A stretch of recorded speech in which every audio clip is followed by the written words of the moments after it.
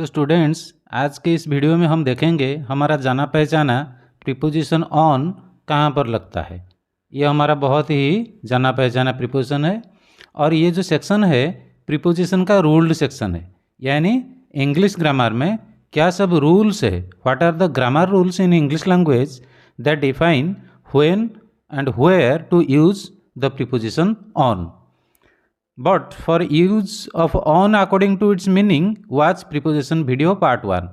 यानी on का जो मीनिंग है हमारे हिंदी लैंग्वेज में, उसके मीनिंग के हिसाब से प्रीपोजिशन कहाँ पर यूज होगा, कब यूज होगा, इसको जानने के लिए इससे पहले वाला जो वीडियो है पार्ट 1 उसको देख लेना। लेकिन इस वीडियो में हम देखेंगे what are the grammar rules that define और दैट हेल्प अस वेयर और when to use the preposition on.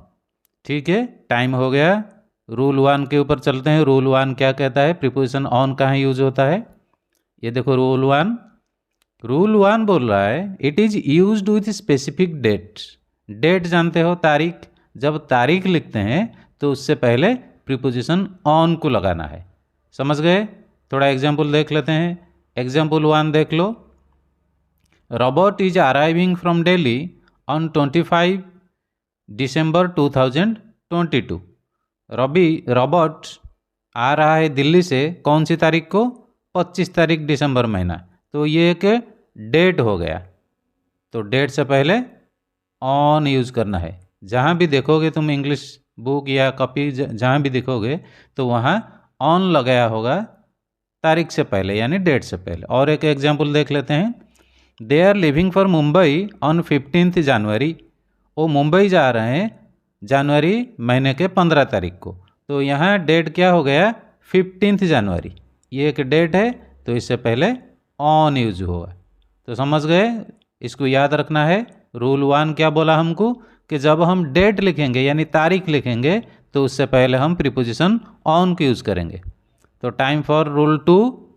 Rule 2 बोल रहा है it is used. It is मतलब on is used with specific day. जब हम डे यूज़ करेंगे, लिखेंगे या बोलेंगे तो उससे पहले ऑन यूज़ करेंगे। डे समझते हो, मंडे से स्टार्ट होकर संडे तक, मंडे ट्यूसडे वेडनेसडे थर्सडे जो भी लिखना है डे, उससे पहले हमको ऑन यूज़ करना है। तो थोड़ा एग्जाम्पल देखते हैं। पहले एग्जाम्पल से थोड़ा हमारा नॉलेज और भी ब्रॉड होगा। We are living for home on Saturday. तो यहाँ डे कौन सा है, सैटरडे। तो सैटरडे से पहले क्या लगा, ऑन लगा कि हम घर को जा रहे हैं शनिचर को यानी सैटरडे को। एग्जाम्पल 2 देखो, ये थोड़ा इंपॉर्टेंट है। The children are having a feast on new year's day. तो यहाँ डे कौन सा है, ये रहा। तो तुम पूछोगे कि स्टार्टिंग में तो लिखा है न्यू ईयर, ईयर हो गया, ये तो डे नहीं है। असल में ये ईयर नहीं है, असल में ये डे है, क्योंकि न्यू ईयर हमेशा न्यू ईयर नहीं होता है। हर साल में जो 365 दिन होता है उसमें से एक दिन यानी पहला दिन को कहते हैं हम नया साल यानी न्यू ईयर्स डे। तो ये असल में एक डे है। अगर लिखा है ईयर, प्रीपोजिशन के पास आता है ईयर, लेकिन ये एक डे है इसलिए यहाँ ऑन लगेगा। तो हमको समझना पड़ेगा असल में ईयर है या डे है। Next rule 3। It is used, it means on is used before the work place that is not a building. Work place समझते हो, जहाँ कुछ काम होता है, वो तुम्हारा प्रोफेशनल काम हो या कोई टेम्परेरी काम हो, जो भी काम हो जहाँ पर हुआ या हो रहा है या तुम हमेशा करते हो हैबिचुअल एक्शन में, वो वर्क प्लेस अगर नॉट ए बिल्डिंग, वो एक बिल्डिंग नहीं है यानी कोई छत नहीं है। वो थैच्ड छत हो या एस्बेस्ट या टीन का हो या कंक्रीट छत हो, किसी टाइप का छत नहीं है, कोई टाइप का बिल्डिंग नहीं है वो वर्क प्लेस पर। तो उस वर्क प्लेस से पहले हम क्या यूज़ करेंगे, प्रीपोजिशन ऑन। तो थोड़ा एग्जाम्पल देख लेते हैं, अच्छे से समझ जाएंगे। He is working on A rubber plantation. He is working on A rubber plantation. तो यहाँ वर्क प्लेस की इसका क्या हुआ, उसका वर्क प्लेस है रबर प्लांटेशन। तो ये एक वर्क प्लेस है जहाँ पर कोई बिल्डिंग नहीं है। प्लांटेशन थोड़ी बिल्डिंग होता है क्या, वो सब ट्रीज का एरिया है। तो इसलिए ये एक ओपन स्पेस है। The work place having no building, that's why यहाँ प्रीपोजिशन क्या लगा, ऑन लगा। नेक्स्ट देखते हैं example, the meeting was held on the college campus.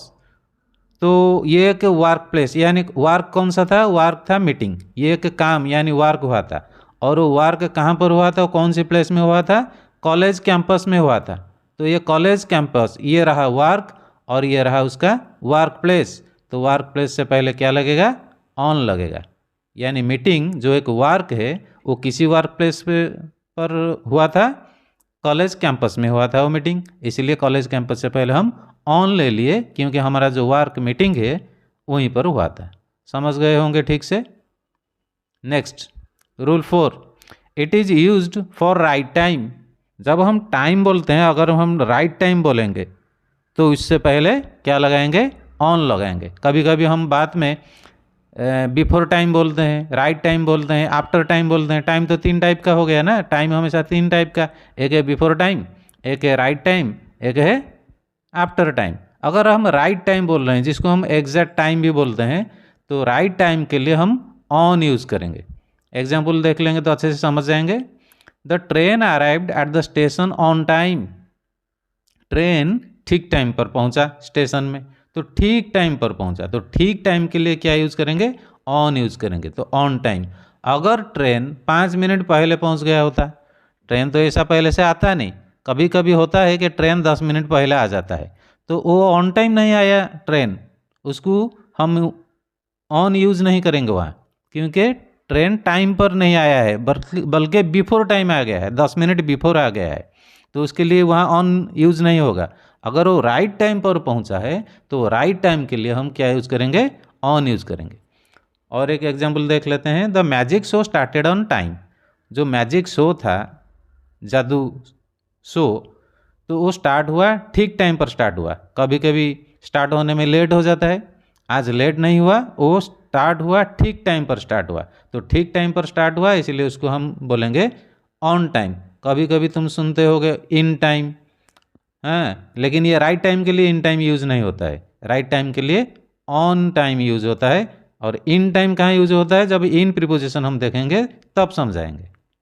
Next देखो rule 5, it is used with a specific time of when an action was completed. अच्छे से समझो, इट इज़ यूज्ड मतलब on is used with a specific time of when an action was completed. जब एक action पूरा हुआ था, उस टाइम को जब हम मेंशन करेंगे उससे पहले ऑन लगाएंगे। जब एक टाइम पर कोई एक्शन कंप्लीट हो गया है, तो वो टाइम कौन से टाइम होगा, पास्ट टाइम होगा, वो तो प्रेजेंट टाइम फ्यूचर टाइम नहीं होगा। तो इसका मतलब क्या हुआ, कोई अगर काम किसी पास्ट टाइम में कंप्लीट हुआ है और वो स्पेसिफिक टाइम हमेशा पास्ट टाइम ही होगा, क्योंकि काम कंप्लीट हो गया है, उस पास्ट टाइम को जब हम मेंशन करेंगे तो उससे पहले हम ऑन यूज़ करेंगे, वहाँ पर किसी और प्रीपोजिशन यूज़ नहीं करेंगे। तो थोड़ा एग्जाम्पल देख लेंगे तो अच्छे से समझ जाएंगे। देखो, the poet completed his famous poem on A winter evening. तो वो एक्शन क्या है, ये जो एक्शन बोला गया है पास्ट टाइम का, ये एक्शन है पोएम कंप्लीट होना। वो पोएम को कंप्लीट करना एक एक्शन है यानी काम है, और वो कौन से टाइम में कंप्लीट हुआ है, एक विंटर इवनिंग में कंप्लीट हुआ था। तो ये एक विंटर इवनिंग हो गया उस स्पेसिफिक टाइम, वो एक्शन कंप्लीट होने का। वो एक्शन कंप्लीट होने का स्पेसिफिक टाइम क्या है, विंटर इवनिंग है। तो जब विंटर आता है, यहाँ देखो, यहाँ नाउन है हमारा, नाउन फ्रेज ए विंटर इवनिंग, तो यहाँ प्रीपोजिशन है हमारा। तो यहाँ क्या है, विंटर है, विंटर है कि मंथ है, लेकिन मंथ से पहले ऑन नहीं लगता है, दूसरा प्रीपोजिशन है उसके लिए। तो यहाँ ऑन क्यों यूज हुआ, कि ये एक स्पेसिफिक टाइम है पास्ट का, जिस टाइम में एक एक्शन कंप्लीट हुआ है, इसीलिए इसके पहले ऑन लगा, नहीं तो ऑन नहीं लगेगा विंटर से पहले। समझ गए। दूसरा एग्जाम्पल देखते हैं। We started our long drive on a fine morning. यहाँ देखो हमारा एक्शन क्या है, लॉन्ग ड्राइव को स्टार्ट करना है, this is the action, started our long drive. कौन सी स्पेसिफिक टाइम ऑफ पास्ट, एक fine morning, a fine morning, ये है नाउन फ्रेज। नाउन फ्रेज से पहले प्रीपोजिशन क्या आना चाहिए, यहाँ कौन सी टाइम है देख लो, टाइम है मॉर्निंग। मॉर्निंग से पहले कभी ऑन नहीं लगता है, लेकिन यहाँ ऑन लगा है। क्यों लगा है, क्योंकि ये एक स्पेसिफिक टाइम ऑफ पास्ट है जब एक एक्शन कंप्लीट हुआ था, तो रूल 5 क्या बोल रहा है, कोई एक्शन अगर पास्ट टाइम में कंप्लीट हुआ है और उस पास्ट टाइम जो स्पेसिफिक है उसको अगर हम मेंशन कर रहे हैं हमारे बात में या लिखाई में, तो उससे पहले हम क्या यूज़ करेंगे, ऑन यूज़ करेंगे।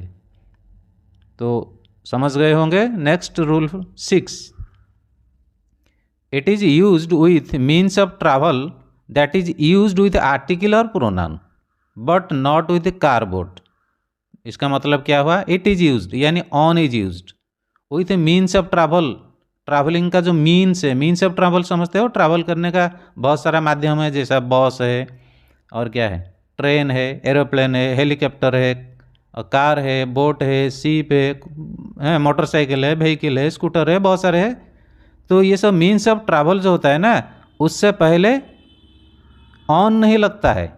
लेकिन यहाँ क्या बोला गया, इट इज़ यूज्ड यानी on is used with means of travel. Means of travel से पहले ऑन लगेगा, लेकिन रूट रूल क्या है, ऑन नहीं लगेगा। लेकिन कहाँ पर ऑन लगेगा, that is used with article और प्रोनाउन, यानी उस मीन्स ऑफ ट्रैवल यानी बस या ट्रेन या एरोप्लेन जो भी है उसके पहले एक आर्टिकल है।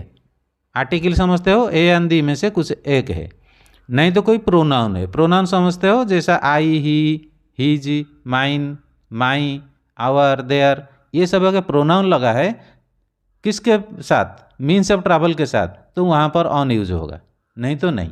क्योंकि ऑन जो प्रीपोजिशन है वो मीन्स ऑफ ट्रैवल के लिए नहीं है।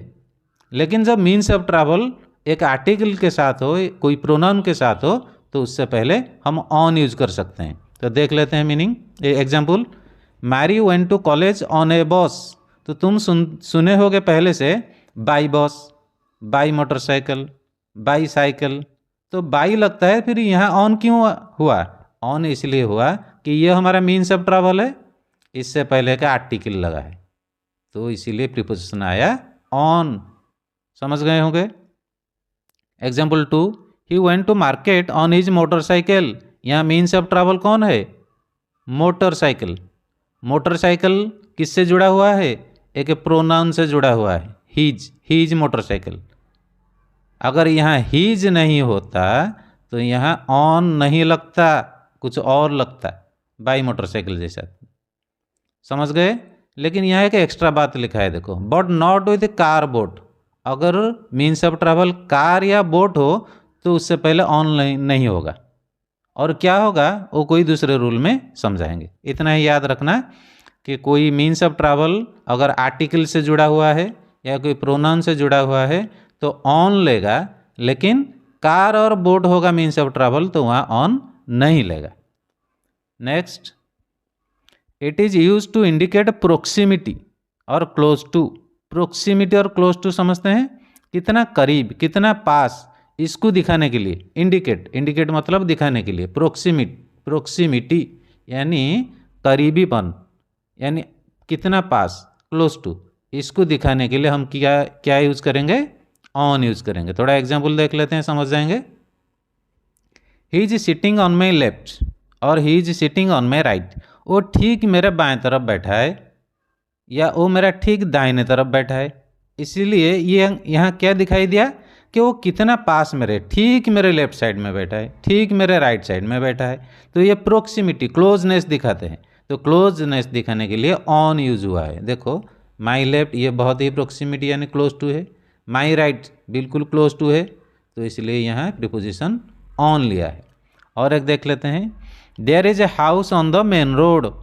ठीक है, मेन रोड के पास में एक घर है, घर बिल्कुल मेन रोड को लगा है, यानी प्रोक्सीमिटी दिखा रहा है, कितना क्लोज है घर मेन रोड के साथ, वो दिखाने के लिए यूज हुआ है on. Okay. Next, it is use to express the idea of object touching the surface. ये सबसे इंपॉर्टेंट रूल है, इसको थोड़ा अच्छे से समझो। इट इज यूज्ड यानी on is used to express, बताने के लिए, क्या बताने के लिए, कौन सी idea, object touching the surface. कोई ऑब्जेक्ट अगर सरफेस को टच कर रहा है तो उससे पहले क्या लगेगा, ऑन लगेगा। ये बात मैं लास्ट वीडियो में बताया था। ऑन का एक मीनिंग होता है ऊपर, लेकिन वो मीनिंग वाले वीडियो में मैं ऊपर को यूज़ नहीं किया, कोई एग्जाम्पल यूज़ नहीं किया, क्योंकि ऊपर जब हम मीनिंग लेंगे तो ऊपर के ऊपर रूल लागू हो जाता है। तो यहाँ देखो ऊपर के ऊपर कैसा रूल लागू हुआ है। एग्जाम्पल देखोगे तो समझ जाओगे। There is a notice on the notice board. एक नोटिस चिपका हुआ है किसके ऊपर? नोटिस बोर्ड के ऊपर। तो नोटिस बोर्ड हो गया एक सरफेस, ये देखो सरफेस। ऑब्जेक्ट कौन सा है? ऑब्जेक्ट है नोटिस, एक पेपर पीस, वो नोटिस बोर्ड के ऊपर लगा है। तो ये जो ऑब्जेक्ट ये सरफेस को टच किया है। तो कोई ऑब्जेक्ट अगर सरफेस को टच कर रहा है तो उससे पहले ऑन लगेगा। He is standing on the balcony. यहाँ सरफेस कौन है? The balcony. यहाँ था ऑब्जेक्ट द नोटिस बोर्ड, यहाँ है the balcony. He is standing on the balcony, तो यहाँ ऑब्जेक्ट कौन है? ही है, वो खड़ा है बालकोनी के ऊपर। जब वो बालकोनी के ऊपर खड़ा है तो बालकोनी का सरफेस जो फ्लोर है वो उसको टच कर रहा है, इसीलिए यहाँ ऑन लगा, जैसा यहाँ ऑन लगा था। अब समझो, वो खड़ा है बालकोनी के ऊपर और उसके ऊपर फैन है। वो खड़ा है बालकोनी के ऊपर और उसके ऊपर फैन है। वो बालकोनी के ऊपर है और उसके ऊपर फैन है। फैन अब उसके ऊपर है, लेकिन यहाँ हम ऑन यूज नहीं करेंगे कि फैन ऑन हिज हेड, ये नहीं होगा। क्योंकि ऊपर जो है, ऊपर के लिए बहुत सारे इंग्लिश वर्ड है। ऊपर के लिए ऑन है, ऊपर के लिए एबव है, ऊपर के लिए ओवर है, एबव ओवर, तो 3 वर्ड आ गया, एक ऑन एबव ओवर। तो कौन सा लगाएंगे ऊपर के लिए? जब ऊपर को लगाए ऑब्जेक्ट रहेगा, वो ऑब्जेक्ट अगर सरफेस को टच करता होगा उस ऊपर के लिए ऑन यूज होगा। अगर वो ऑब्जेक्ट सरफेस को टच नहीं कर रहा है तो वहाँ ऑन नहीं लगेगा। यहाँ 2 ऑब्जेक्ट है, वो यानी वो इंसान एक ऑब्जेक्ट है और वो फैन एक ऑब्जेक्ट है। वो जो इंसान उस बालकोनी के फ्लोर को टच कर रहा है, वो बालकनी के ऊपर खड़ा है, उसका फ्लोर यानी सरफेस को टच कर रहा है, वहाँ ऑन लगा। लेकिन फैन उसके ऊपर है, वो फैन उसके सरफेस को टच नहीं कर रहा है। वो जो फैन है उसका सर को टच नहीं कर रहा है। यहाँ सर उसका सरफेस है फैन के लिए, सरफेस को फैन टच नहीं कर रहा है। तो यहाँ पर ऑन हिज हेड फैन नहीं बोलेंगे, फैन ऑन हिज हेड यहाँ भूल हो जाएगा। तो उसके लिए क्या यूज होगा? एबव यूज होगा या ओवर यूज होगा, वो कोई दूसरा वीडियो में जब आएगा उसको समझाएंगे। Okay, thank you.